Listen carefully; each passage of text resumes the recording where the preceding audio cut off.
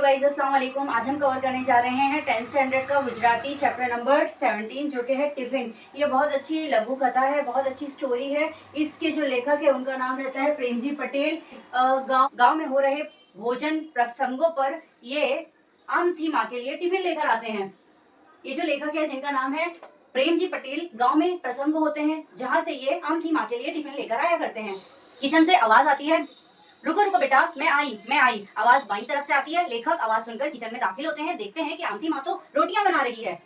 लेखक गुस्से में आकर कहते हैं, जैसे ही लेखक देखते हैं कि ये आमथी माँ तो रोटियां बना रही है तो उनको गुस्सा आ जाता है। वो कहते हैं, टप टप टप, ये डोशी तो एकदम गजब है। मैं कह कर गया था कि मैं खुद टिफिन ला कर दूंगा, तो रोटियां बनाने की क्या जरूरत। एक दिन के लिए तो तुम्हें ये धुएं से आराम मिलता, एक दिन के लिए तो किचन की तकलीफों से आराम मिलता, लेकिन ये कहाँ सुनने वाली है किसी की।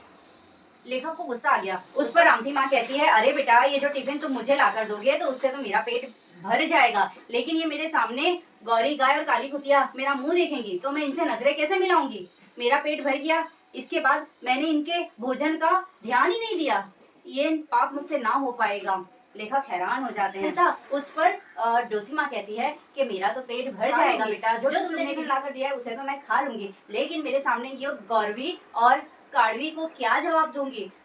इशारे की हालत को डोशी माँ इशारा करके गौरवी और मांडवी की तरफ करती है। थोड़े टाइम के बाद जो लेखक है ना वो इशारा समझ लेते हैं कि ये जो आमथी माँ है ना, ये गौरवी गाय और काड़वी यानी कि काली कुतिया के बारे में बात कर रही है, और इस तरीके से बताती हैं जैसे कि वो उनकी फैमिली के कोई सदस्य हो। क्योंकि ये जो दो जानवर थे, ये जो आमथी माँ है वो अकेले रहती थी, उनके जो तन्हाई के जो साथी थे वो यही दो थे, उनके लिए हमेशा ये फैमिली मेंबर जैसे थे। इसलिए लेखक देखते हैं ऐसा लग रहा है जैसे कि डोसी माँ अपने किसी फैमिली सदस्य के बारे में बता रही है। लेखक हैरान हो जाते हैं, और इस कथा में बहुत अनोखे तरीके से प्रेम के बारे में बताया गया है। जो आमथी माँ कहती है, जो टिफिन तुम मुझे लाकर दोगे उससे तो मेरा पेट भर जाएगा, लेकिन ये गौरवी और कालवी को मैं क्या जवाब दूंगी, किस तरह इनसे नजरें मिलाऊंगी।